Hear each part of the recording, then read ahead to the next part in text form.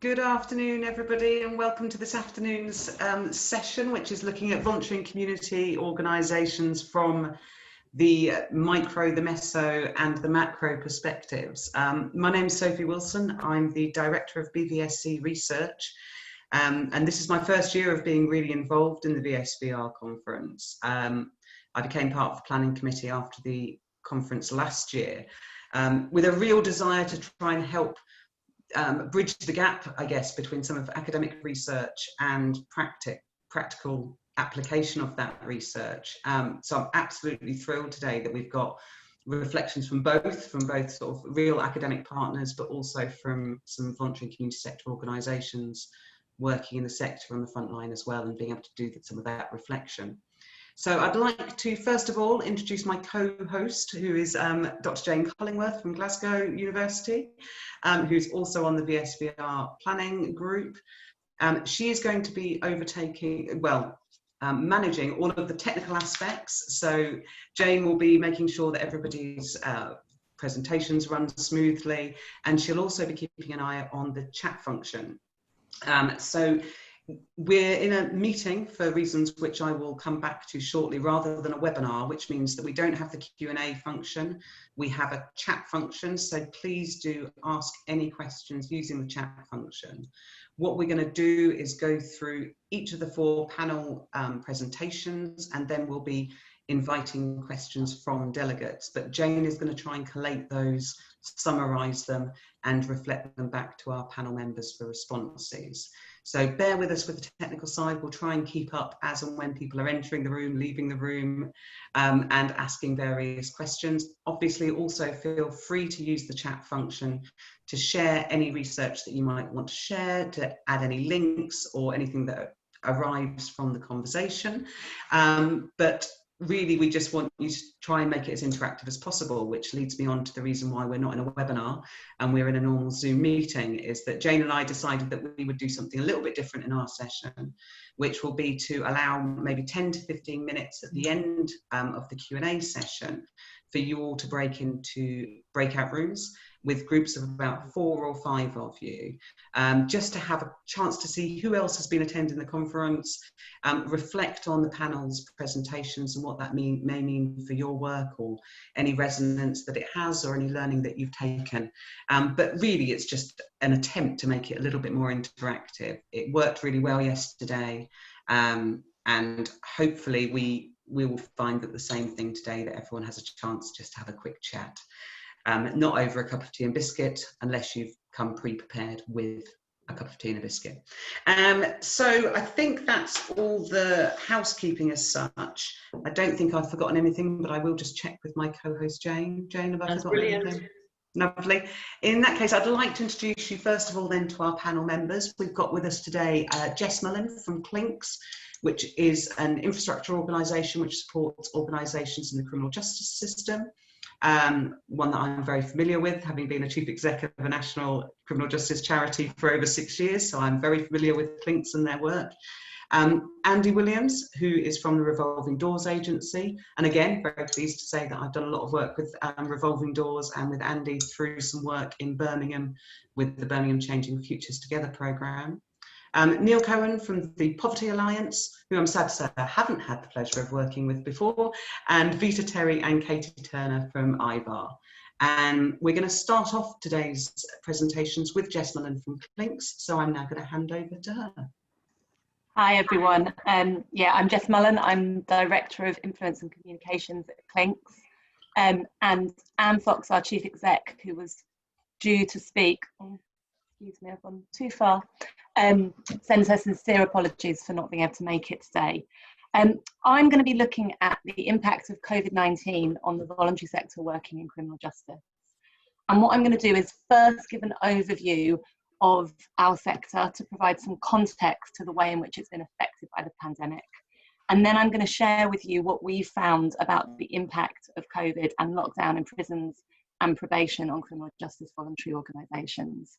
And I'll look both at the effect on service delivery and the people that organisations work to support, and also on the financial and sustainability implications for organisations. And then finally, I'm going to take a quick look at the challenges of remobilising in criminal justice, and in particular, the issues of remobilising in prison, which as the closed environment poses a heightened risk, and where lockdown is therefore easing at a much slower speed compared to wider society. So to start with, I wanted to just share a bit of information about what our sector looks like. There's over 1,700 voluntary organisations that work specifically in criminal justice, playing a unique role in prisons and local communities. And then on top of that, there's nearly 5,000 additional voluntary sector organisations for who criminal justice isn't their only focus, but by the nature of their work, they come into contact with and support people who are in the criminal justice system. And these charities exist to support and advocate for some of the most stigmatised and excluded communities, whose needs mainstream services often fail to meet. And at Clinks, we really, the reason why we exist is we believe in the unique ability of the sector to transform lives and reduce reoffending. So the criminal justice sector is also disproportionately made up of smaller organisations that are rooted in local communities and often specialise in supporting particular groups of people. We conduct an annual State of the Sector survey, and from that we know that our sector is incredibly diverse, providing such a wide range of services, everything from arts-based provision to housing services to mental health support, supporting a really wide range of people. And as this slide shows, the majority of organisations work in prisons with people who have been sentenced, and in the community with people who have served a custodial sentence. And so the restrictions that we've seen over the last few months on prisons and probation have significantly impacted the sector. Our annual research looks at how the sector fares, the successes it's had and its challenges. And for the past 3 years in a row, we've found that the sector has simultaneously been trying to meet rising need and more urgent need, whilst facing greater struggles for resource. And these challenges have shaped the impact that the pandemic has had on organisations and affected their ability to respond, and unfortunately in many cases undermined the ability of organisations to weather the storm. So for the past 3 years, not only has the number of people accessing services increased, but their needs have been growing more urgent and more complex. And we found increasing need amongst those in the criminal justice system to be driven increasingly by poor conditions in prisons, impacting mental health and well-being, and a lack of resettlement support on release. The severe housing crisis, austerity measures and welfare reform have pushed people into poverty, leaving them at crisis point. And all of these issues have worsened as a result of the pandemic, which has exacerbated the impact of COVID on people in the criminal justice system, and then inevitably impacted the voluntary sector working to support those people. And this increasing need prior to the pandemic was also against a resource backdrop, where the sector was already struggling in a complex, changing and competitive commissioning environment. The sector does not get a huge amount of public donations, mainly due to the negative public perception of people in the criminal justice system. So it relies on government funding and grant funding from charitable trusts and foundations, but that resource has been less and less available over the past few years. Government funding, both local and central, for criminal justice specialist organisations has been in decline, and overall grant funding has been in decline. And then the government funding has, as well as been decreasing in value, it's more and more commissioned via contracts. And those contracts have historically been underfunded in criminal justice, and year on year we see organisations struggling to meet full cost recovery and subsidising contracts with other income sources or reserves. So those pre-existing funding challenges have really put organisations in an unsustainable position to see through the pandemic, and in many ways limited their ability to respond as they really would have liked to have done. So with that context in mind, I will turn to how the sector has responded to COVID-19 and what it's meant for the sector. And to provide a very brief explanation of what happened in the criminal justice world, in March, prisons went into lockdown and severely limited all movement. No external visitors have been allowed in, and that's included cancelling all workshops, education, services and interventions, and non-essential employment activities, all of which the voluntary sector played an integral part in delivering. And people in prison were locked in their cells for more than 23 hours a day. And there's been a number of challenges which I won't go into because they're complex and pre-exist the situation, but in rolling out technology across the prison estate, and that has meant that organisations have struggled to stay in touch with service users in this context. Probation also limited their services and face-to-face contact. And what this has meant is that the voluntary sector hasn't always been treated as a key delivery partner, and there's been challenges in communication and joint working. And as a result, it's been unclear what services people are receiving from the statutory sector, and unclear how the voluntary sector can adapt and work alongside the statutory sector in a complementary way. So what did this mean for the sector, and how did organisations respond?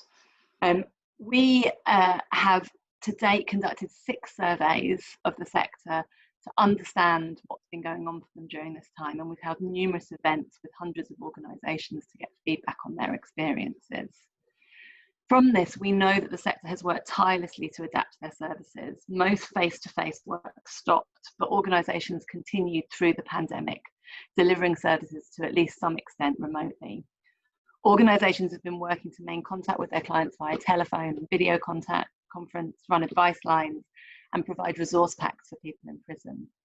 But for many organisations, particularly those that work in prison, their services can't easily be translated into remote provision.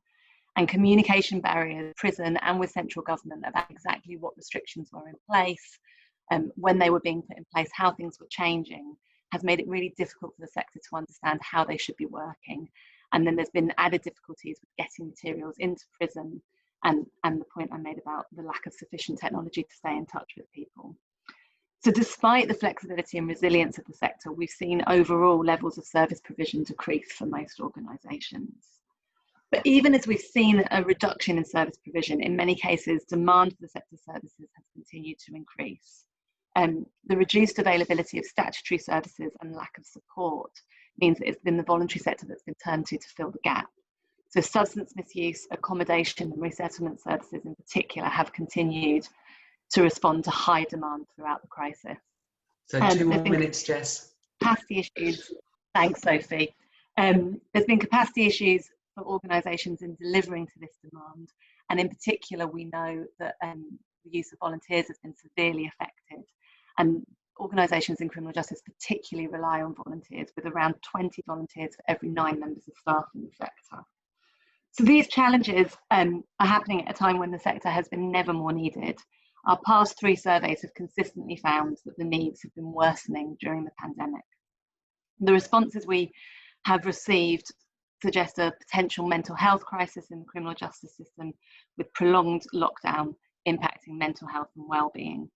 And the pandemic has also exacerbated poverty and disadvantage and homelessness. And organisations tell us that they're needing to provide more crisis intervention, including basic food packages and telephone credit, just so that people can access services that are now delivered remotely.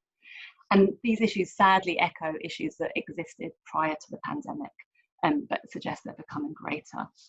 I know I'm getting close to the end, but just a few words on the funding landscape. We've seen funders really redirect funding during the emergency to support organisations, but there's concerns that this means that the availability of funding further down the pipeline might be affected. And organisations are concerned that funding that they had identified to apply for in the future may no longer be there. And they've also told us about having applications that they've submitted being paused and decisions being delayed. So we are really worried that the sector might see further funding challenges going further down the line. And just quickly, a couple of words on remobilisation. We see the voluntary sector as integral to any plans to ease lockdown and reintroduce key activities in criminal justice. But we're conscious that, particularly in prisons, the easing of restrictions is not going to be straightforward. It will not be a linear process and will happen much more slowly. So that's going to have a knock-on effect to what the voluntary sector can provide in the foreseeable future and the ongoing sustainability of the voluntary sector working in criminal justice. Our surveys have found lots of uncertainty amongst the sector about organisations returning to deliver in-prison services, and only a third tell us that they're currently planning to do so. Organisations also face the uncertainty of local lockdowns, which impact prisons in their areas and where they may have prepared to return but at the last minute are having to change their plans. We, however, will continue to monitor that impact and continue to work with HMPPS and the Ministry of Justice to talk to them about how they can make it easier for the voluntary sector to work alongside statutory services as we go forward.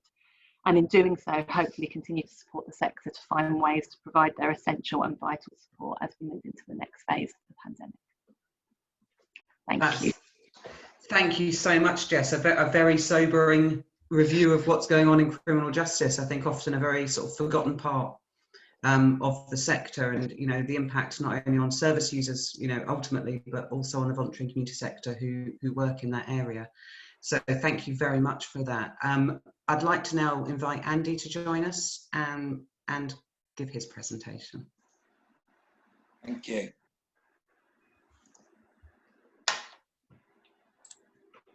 Okay, thank you very much, Sophie.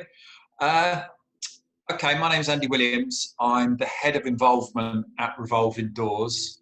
So I lead on all of our lived experience work. So I'm just going to talk about the work we've done with people with lived experience, getting their insight into experiences during COVID-19, during lockdown, and what we've learned from that. So there's been multiple ways we've been getting feedback from people with lived experience. Firstly, we've been working with Fulfilling Lives National Expert Citizens Group, the NECG, which is a group we support and facilitate. It's the lived experience group across the Fulfilling Lives programme. So they did a massive piece of work across May and June leading up to their national event in June, which was very much focused on positive changes that services and the system have put into place during lockdown, during COVID, which they wanted to see continue. So it's identifying changes which they saw as positive, good practice, which they wanted to continue as part of system change. So I'll touch on some of that shortly. We also talked to people in the Revolving Door. So we did a survey across 57 people who are going through the Revolving Door of crisis and crime. From that, we did 5 in-depth interviews. We've also ran 2 in-depth focus groups, getting people's experience, what it's like being on probation during remote supervision. So I'll talk you the next few slides. I'm just going to talk you through our learning. The first one, this has really struck us, is it really is very complicated. There is no clear picture or typical experience. This is one of the reasons why it's so important to work with people who've lived experience, because organisations, you cannot make assumptions of actually what's happened or what people's experiences have been.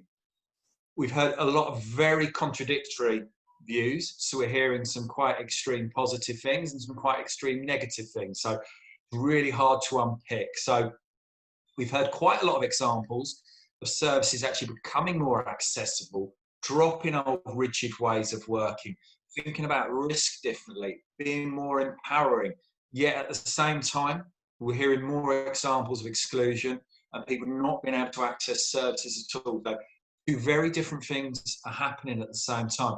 We're also starting to pick up that views are changing as time goes on. This has been a completely new experience for all of us. So how you feel 1 month into COVID could be very different 2 months, 3 months, and going into the winter, it could be very different again. So you can't be complacent. Things are changing. We strongly feel, and it's come from that work with the NECG, that there really is an opportunity within all this. We have seen some positives, and we do think this is an opportunity to identify things for long-term system change. However, we are seeing a pull to return to normal, which we think is strong. So even though we think there's an opportunity for system change, and I do think it's a massive opportunity, I think we're looking at a relatively short window for that. So I'll take you through a few of the main points we found. I mean, this, I suppose, will not surprise anyone. Times are hard. There has been a real severe impact on communities that were already deprived. So I think the main point here is people who are already excluded, those inequalities are only going to become worse, going to become exaggerated. So a lot more people using food banks, a lot more people dependent on benefits. Some points around there, but trying to access mental health services, and obviously I think it's been well documented, an escalation of domestic abuse. On to one of the positives that came from the NECG work, we found a lot of services responded with more flexibility. They kind of dropped traditional ways of working, which actually we found suited a lot of people. So that first quote, Andy, I'm really sorry to interrupt you, but your slides haven't moved on. So we're stuck on we're all still on it's complicated because. Oh, I've got on 2 since then. I'm seeing it on my screen. If you want to try putting it on as a slideshow and then moving it on, it should. So going back up to sort of slideshow and view slideshow, it might go on fully. If not, don't worry, we can always provide the slides afterwards. But Can you see that times are hard now? We can now. Has it gone on to choice now? No, it's times are hard. There we are, we're on choice now. Smashing, thank you. Okay, I think, is that okay if I just do it from there? Apologies about that. So yeah, quick introduction, more flexible and choice from services meant that people started to find ways to engage that suited them. So that was a concept that came from the NECG, really was there was this myth of non-engagement, and actually it's not people that are hard to reach, it's services that are hard to reach. And traditionally, services have said, you work on our terms, you fit in with us. Where actually during lockdown, that was kind of dropped, and there was a lot more flexibility being shown, a lot more different types of outreach happening, creative and imaginative use of technology, and actually a lot more use of phone. That's what people talked about. They were just getting calls from workers, and the conversation was changing. Instead of being about the needs of the service, quite often the conversation started with just how are you? Which is actually, I think, all people want. So we've seen a lot of flexibility in services. Has that gone into empowerment? Do you see empowerment? Brilliant. We've also noticed that services were becoming a bit more proactive, and there was a lot more outreach. So with people who've been moved into hotels, we found housing officers and nurses visiting people. So again, people not being hard to reach. Housing officers helping with applications whilst people are in hospitals. This removal of red tape, we heard this so repeatedly. That was the phrase that was used all the time with the NECG. Red tape seemed to be taken away. Things were happening quicker. There seemed to be less bureaucracy. I think there's a different understanding of risks, so things were done quicker. That final point there, longer opioid substitute prescriptions empowering people's recovery. Some incredible feedback around this that people were talking about previously when you were having on-site consumption, daily consumption in the pharmacies. People were finding it humiliating was the language people use. It's difficult to get to the pharmacies every day.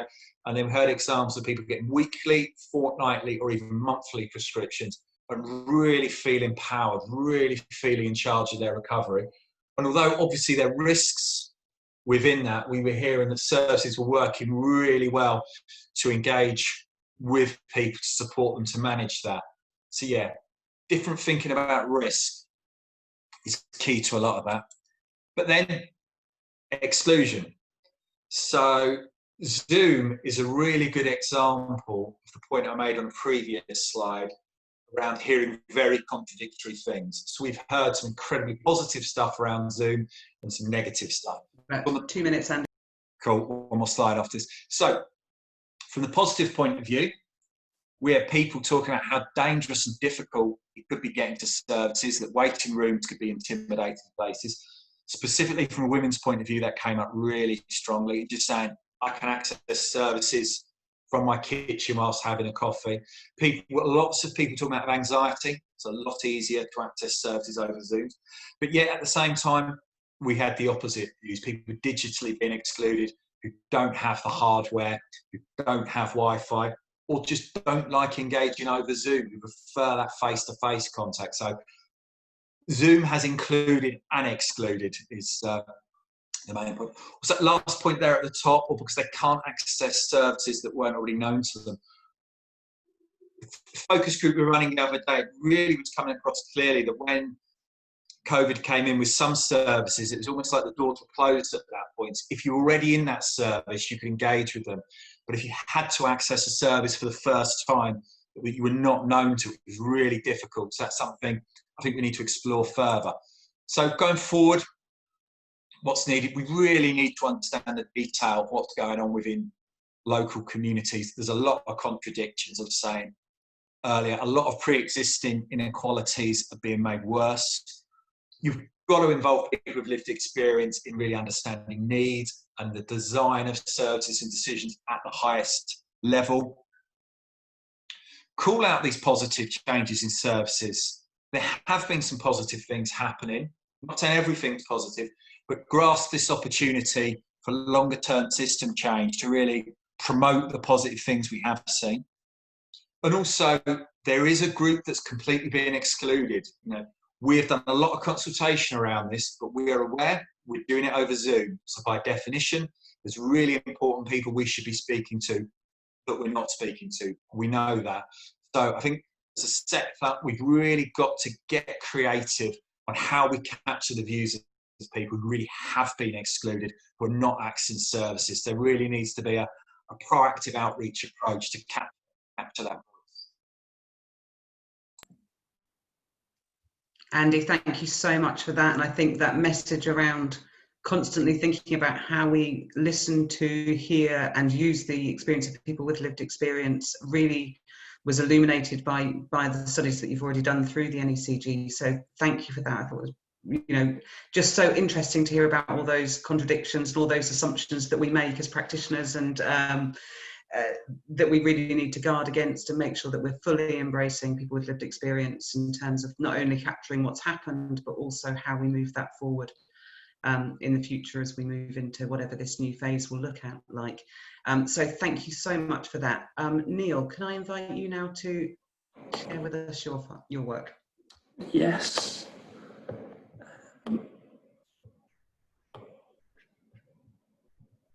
Okay. Can you see that okay? Great. Yeah, hi everyone. Yeah, great to be with you all today. So my name is Neil Cowan, and I'm Policy and Parliamentary Officer at the Poverty Alliance. My colleague, Dr. Laura Robertson, was due to present today, but unfortunately was unable to, so I'm a bit of a last minute substitute. So what I'll cover in my 10 or so minutes, first I'll give you a very brief introduction to the Poverty Alliance, who we are and what we do. I'll talk about some of the work that we've been undertaking since the beginning of the pandemic back in March, and I'll talk about what our work has told us about the impact the pandemic has had on people living in the grip of poverty across Scotland and across the UK. I'll then talk about what that impact has meant and what the consequential impact has been on the work of community and voluntary sector organisations across Scotland, and how they have sought to respond and how they may need to respond in the future. And then if I have time, I'll finish up by talking about some of the implications arising from those kind of accumulated impacts. So firstly, who we are. So we're the Poverty Alliance. We're the national anti-poverty network in Scotland. So we have around 330 member organisations across Scotland. So that includes large NGOs, trade unions, faith groups. But the majority of our membership organisations are smaller community-based organisations. And our work is very much informed by them, but also by our community activist advisory group. And that is a group of around 40 people with direct experience of poverty who help to really kind of shape all of our work, and particularly all of our policy work. So our work is centred around 4 key themes. So incomes, quite naturally for an anti-poverty organisation. Services, so public services. Attitudes, so attitudes towards and about poverty. And then finally participation, so ensuring that people living on low incomes can actually participate in and have their voices heard in and acted on in policy making processes.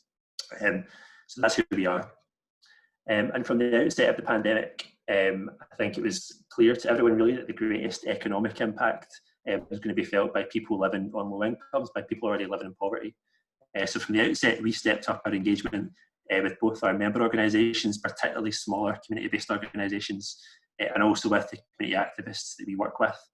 So we undertook a series of quite systematic engagement across our network, consisting of one-to-one telephone calls and Zoom calls, specifically focusing when we could on smaller community organisations across our network to help us monitor the impact of the pandemic, both on them as organisations, but also on the people that they work with who are living on low incomes. We also held a series of online member meetings for community organisations to help them share perspectives, share intelligence, and help us identify some of the key trends and emerging needs across our communities. Alongside this, our community activist group started meeting much more regularly than before, and we supported individuals who weren't online to get online and supported them with things like mobile data to make sure they could actually participate. And through all this, we engaged either via one-to-one meetings or via members' meetings with almost the entirety of our network over the last few months. And what this increased engagement with our network helped us do was better understand the impacts of the pandemic on people living in poverty. And some clear trends have emerged, none of which I think will come as a huge surprise to people, but which I think it's really important to reiterate and to emphasise. And the first impact has just been the overwhelming scale of income crisis that people have experienced and that people continue to experience. People who were already living in the grip of poverty before the pandemic have just seen that grip tighten, and we've seen many more people being swept and pulled into poverty for the first time. And one of the clearest manifestations of that poverty and of that income crisis has been food insecurity. So in the first few weeks of the crisis, one of our member organisations, who are a food bank based in East Lothian, reported a 300% increase in demand for their services. And actually stats published today by IVAR, the Independent Food Aid Network in Scotland, showed that there's been a doubling in demand for emergency food from February to July. So food insecurity really it's increased sharply. It increased sharply at the beginning of the pandemic, but that increase has been sustained. Another of the clearest impacts, and one that's been, I think, well covered over the past few months, has been digital exclusion. So we've heard a lot about the digital exclusion faced by children from low-income families as a result of school closures, and that has been quite profound. But there's also been digital exclusion issues around, for example, universal credit. So universal credit is already digital by default. There was already issues around it pre-COVID, people without digital literacy or without digital access being unable to submit applications, and that's clearly just been exacerbated by the past few months.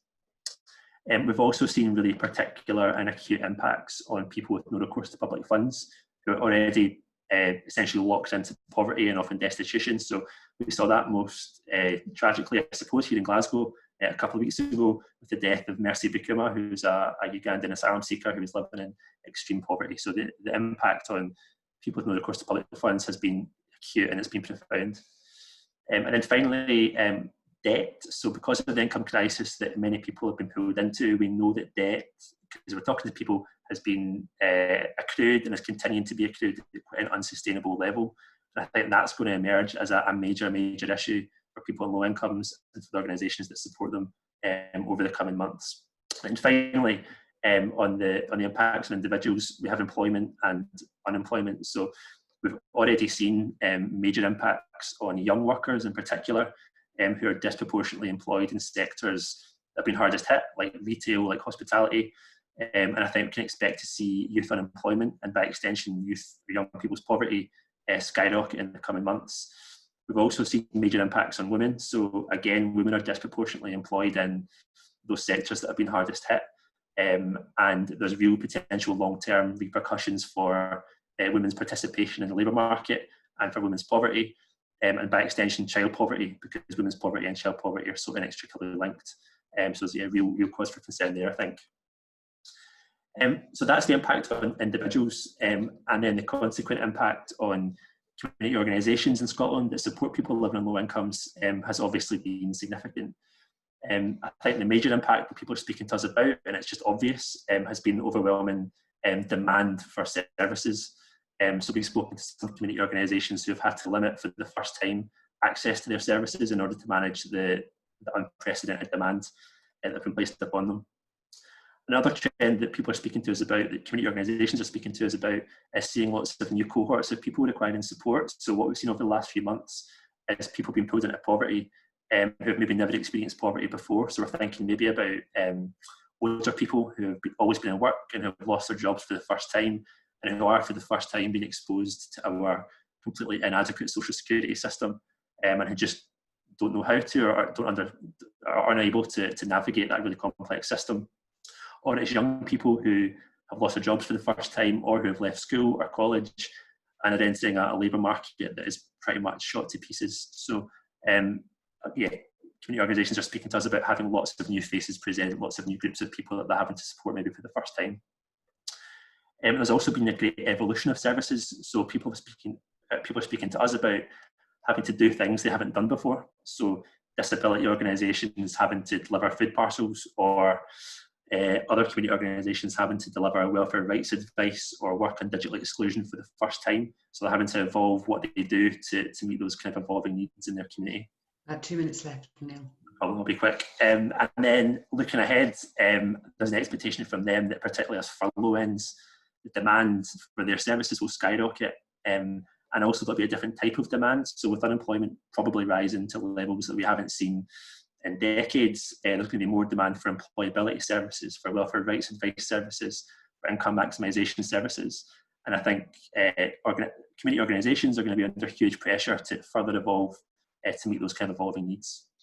And then finally, as has already been touched on, funding so it remains hugely uncertain. So in Scotland, we've been fortunate in that a lot of community organisations and third sector organisations have received a lot of funding from the Scottish Government at the outset of the pandemic to help with their response. But that funding is short-term in nature, it will expire, and with absolutely no sign of demand decreasing. I think there's real concern from our network, certainly, about what that will mean for the viability of particularly smaller community-based organisations, and then by extension, what that will mean for the people living in poverty who rely on the services that they provide. Finally, on implications, I suppose in terms of policy implications on social security, what the pandemic has absolutely shown not only is the importance of our social security system, but also its fundamental inadequacy. It has far too many holes in it, and it's failing to protect people on low incomes. So for as long as we have policies like the 5-week wait for universal credit, like the benefit cap, like the 2-child limit, then our social security system will be wholly inadequate. And I think all those issues existed before, but the pandemic has clearly shone a massive great spotlight on it. On funding, I think what's been absolutely clear from the pandemic has been the absolutely critical nature of third sector and particularly smaller community-based organisations in supporting people living in poverty through the kind of worst impacts of the pandemic. But those organisations just don't have the funding certainty they need to respond to the rising and evolving needs and demand, and that has to change. And finally, I'm a policy person rather than a researcher, but in terms of research, I think one of the key implications for us is the need to focus on longitudinal research, exploring some of the long-term impacts of COVID-19 on people living on low incomes, in terms of their experiences of the labour market and the social security system in the months and years ahead, and how that impacts their ability to access services they need in the long term, and how that impacts on levels of poverty in the longer term. That's all from me. It's been very whistle-stop. There's lots of briefings and many reports that are available to read on our website that reflect a lot of these issues that I've covered. And thanks very much. Thank you very much, Neil, and for bringing not only the Scottish perspective on it, but describing very much in tune with what Jess said around that slight perfect storm of ever-increasing need, which you talked about very, very clearly around sort of the impact on individuals, but also the impact on the voluntary and community sector per se, and the importance, I guess, also of having networks and communications between organisations so that you can share this learning and knowledge and understanding across the networks that you're working with. So thank you so much for that. Vita and Katie, can I turn to you now to do our last presentation of the afternoon? Mute myself and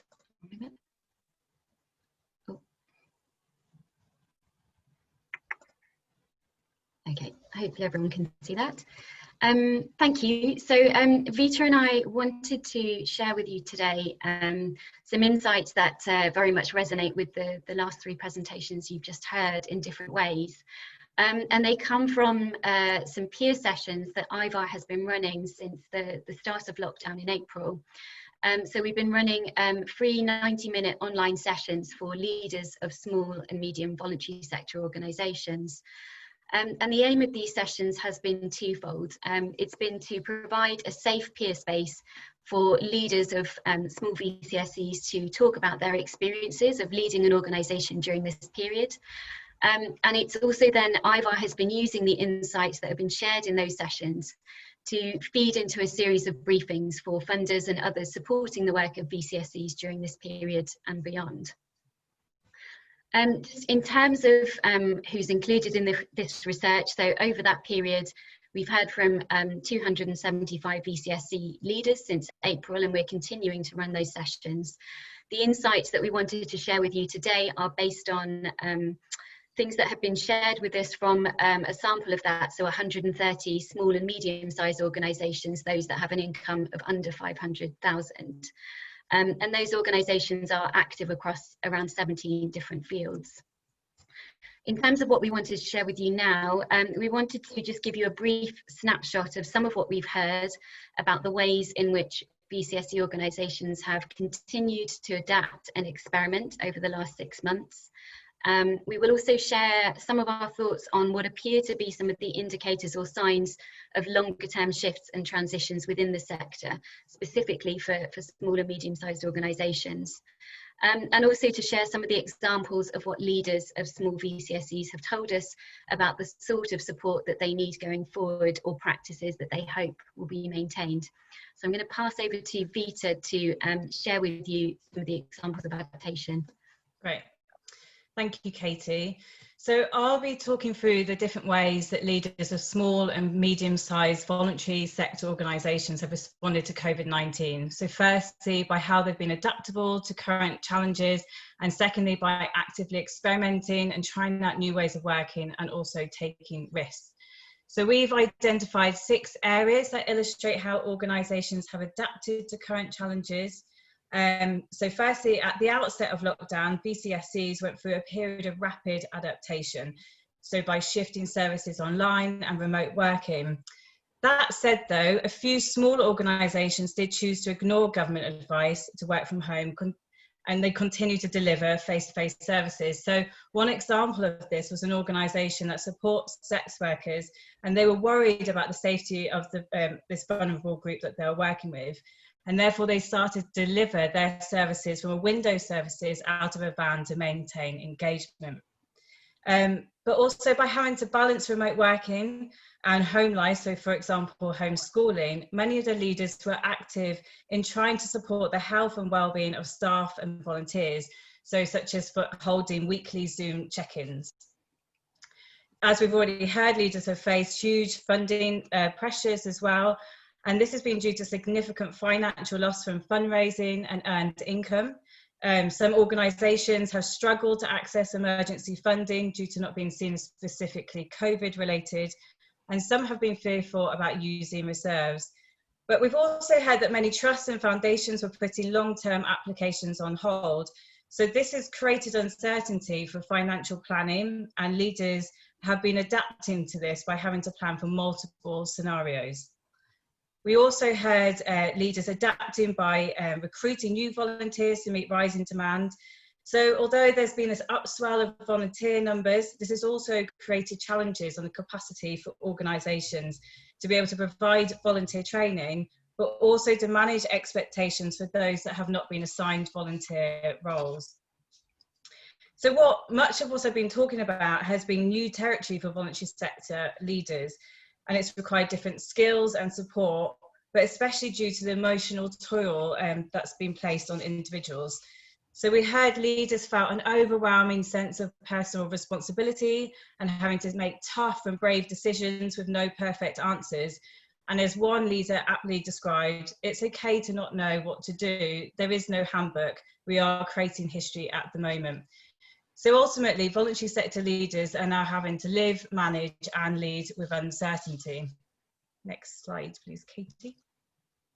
So the recognition of the severity of the current pandemic has also created conditions of a new and potentially temporary operating world, which has fueled the development of new approaches, piloting ideas and created new opportunities.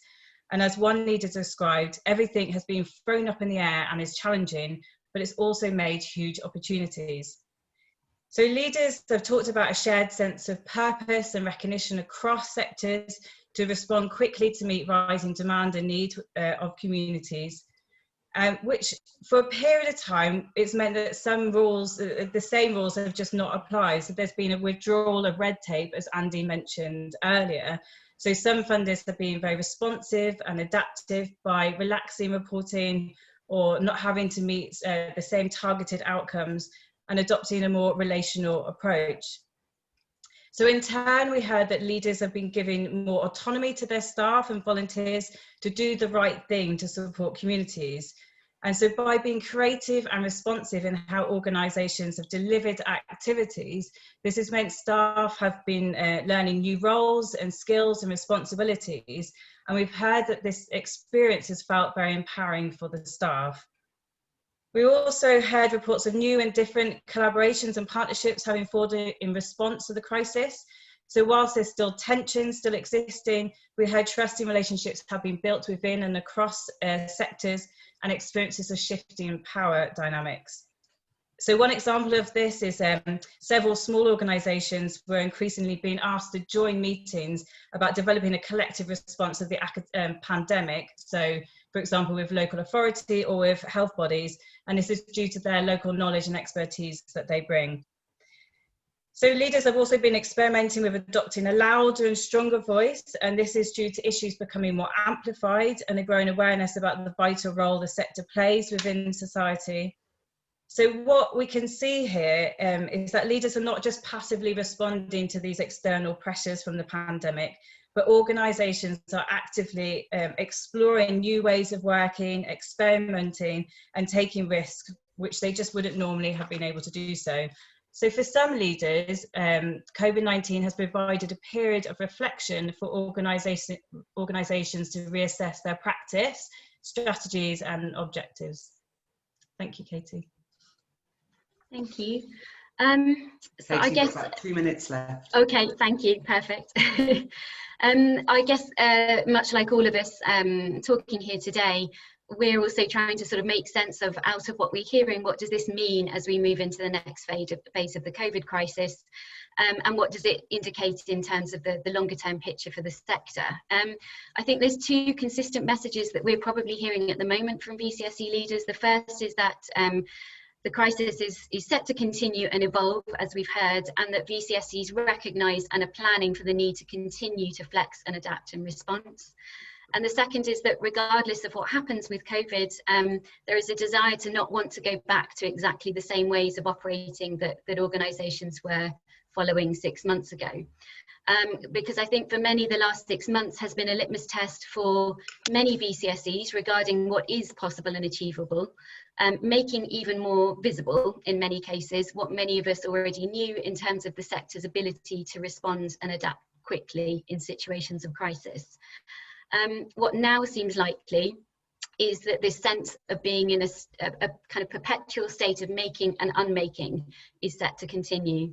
So this sense of continuing to lead amongst uncertainty, VCSE leaders expect that for some time to come, they're going to have to manage that balancing act between deciding whether to hold forth and wait to see how things play out, or take a risk and choose to take a different path or trial a different approach.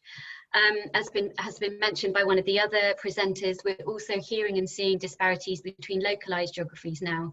So the increasing occurrence of localised lockdowns, meaning that organisations are having to continue with a two-track approach of running some remote and some face-to-face services, and then being prepared to revert back to one or the other at quite short notice.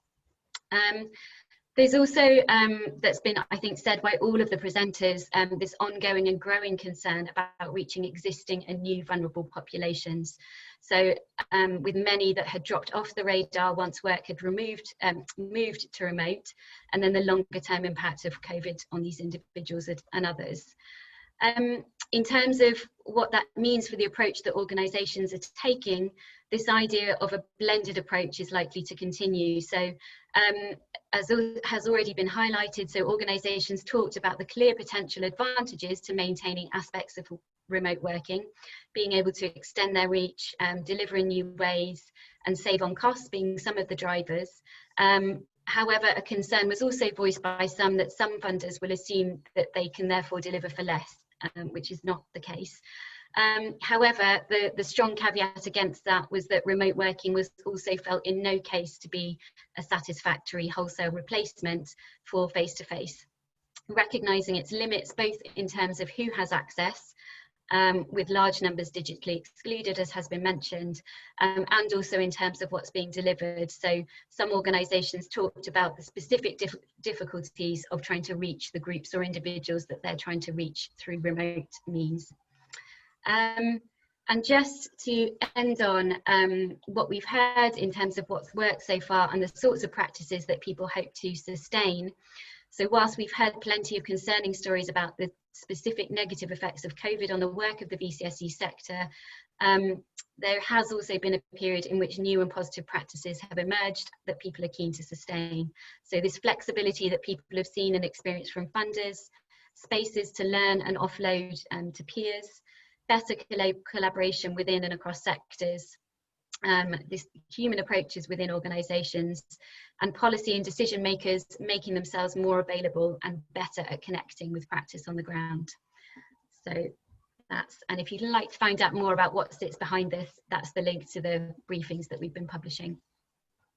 Thank you so much, Vita and Katie. And I have to say that I have been reading your briefings regularly and have been really struck by, particularly around sort of staff welfare and resilience, and how leaders are really feeling that they have to take that on their shoulders and also be able to manage their own well-being through all of this as well. But at the same time, absolutely fantastic to hear the kind of, you know, innovation and creativity which is emerging from it.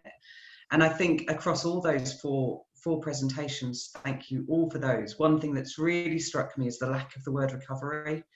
And I think there's real recognition that actually we don't want to recover back to something that was before, because actually it weren't that great, you know. And actually what we want to do is harness some of the good things that have happened through this period, whilst recognising that the challenges, and particularly for people who are especially vulnerable, aren't going anywhere. So we need to make sure that we're building on some of that good practice as well. So thank you very much, Jane. I don't know whether you have any reflections before we move on to any of the questions that have come from our delegate. Yeah, I mean, I guess the ongoing theme from this panel and also what we've heard from other panels is just how stripped back the sector was before the pandemic hit. And so that meant that in terms of the position that everybody was in to respond was really reduced. Striking the level of innovation that's happened at both the sort of the micro, the meso and the macro levels in terms of things that people have done and kind of ways of working with people. And then just that big question about how do we sort of capture and maintain this moment, and how do we sort of continue that into how we work into the future, which I guess is the whole point of sort of building back better, but how do we actually do that? And I'm going to stop because there are definitely lots of questions that have emerged. That's so, fantastic. So there was a question from Pablo Marcel, which is about the leadership capabilities that have been seen in leaders and organisations, and that could be to any of the panelists, please.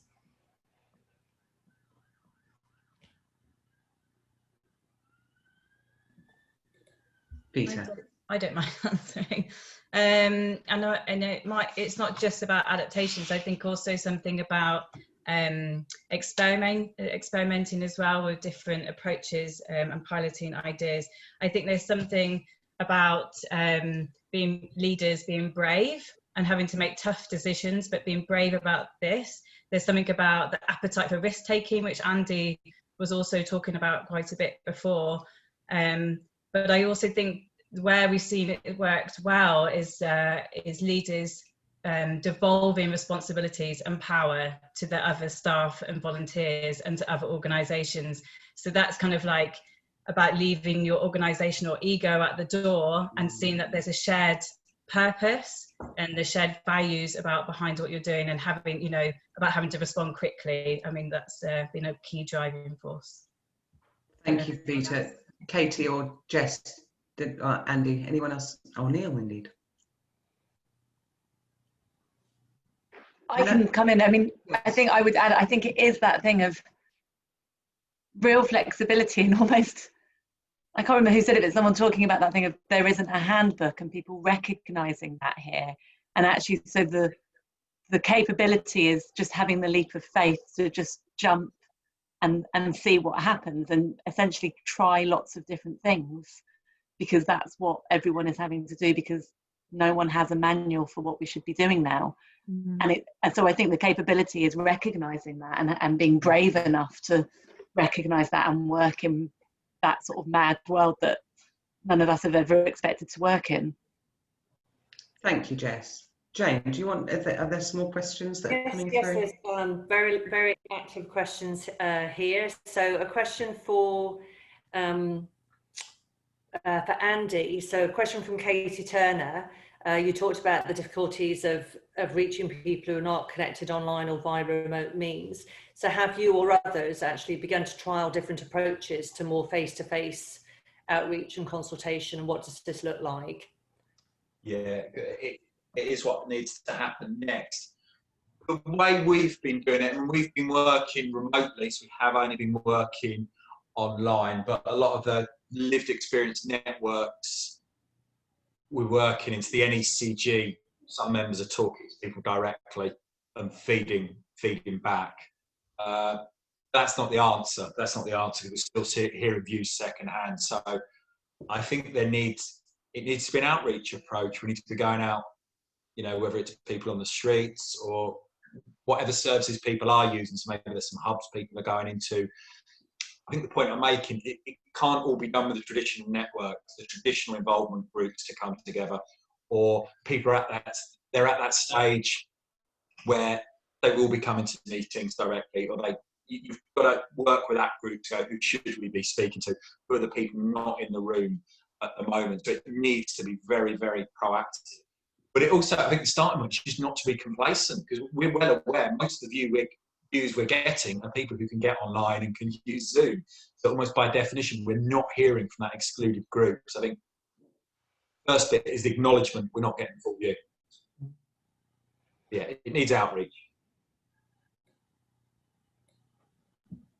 Did anyone else want to comment on that question? If not, I could move on to another question, actually from Jess Mullen. Vita, you mentioned the stronger voice that has come through some of the IVAR discussions with communities and voluntary sector organisations. And so Jess is asking, is there a reawakening of the advocacy role of the sector? And do you have a sense of whether this has had an impact? Katie, do you want to feed in? I'm happy to. Can do, yeah. I mean, this is, I'm not sure about reawakening, Jess, but certainly some of what we've heard, and this is purely from the organisations we've been talking to, is that kind of new channels of influencing have opened up. So, or rather that maybe policymakers and decision makers are accessible in a way that they weren't quite before. So people saying things like, you know, somebody that I've been trying to contact for months suddenly appeared on a Zoom call. I now know what they look like, so I can track them down, sort of thing. So it's, I'm not sure about sort of, more kind of renewed or new advocacy, but possibly kind of new channels and new collaborations forming around certain issues as well. Yeah, I just I echo that, new channels, and also I think I don't think it's a reawakening. I think there is a lot of campaigning and advocacy work going on, but I think it's for organisations that wouldn't necessarily think it was part of their role or their service delivery, that actually because of the huge demand and pressure that they're having on their services, they're just like, we need to say something. They're feeling it's just amplified all the issues, and that they need to represent this voice, but also this kind of more collective thinking about how the vital role that the sector is playing at the moment, and this kind of more also something about this building of trust which is happening within and across the sector. So wanting to have more of a voice about that, but yes, thank you. Can I just add to that, because I think this is really interesting, and it's something we've been thinking about a lot about. I think there is a sense of more people wanting to advocate the organisations that wouldn't have previously, but there is something about the avenues we would have previously used, some of them closing and new avenues opening, and it's a bit like the previous thing of we just have to throw everything at it and sort of work out what works, which is, I think, going to be interesting going forward for what that means for the sector and how we advocate. Okay, thank you. So we have a question from Alison Gilchrist, who's asking about, are we likely to see more mergers and better networked coalitions to facilitate joint working and improve reach to specific communities and quote unquote customers through volunteering and complementary expert services?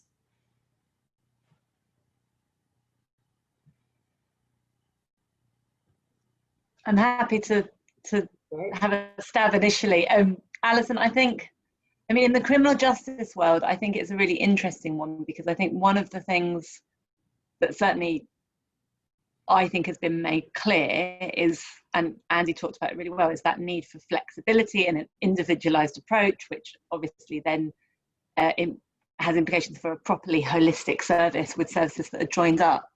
And I think there is evidence for why the pandemic has given us really strong evidence that already existed, but further evidence for why that might be the case, and to persuade commissioners.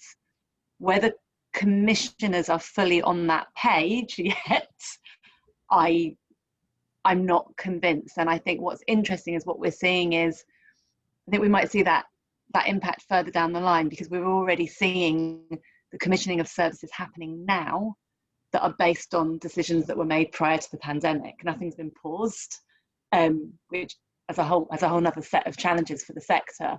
But what that means is we're not actually commissioning services in response to the pandemic, we're commissioning services in response to what went before.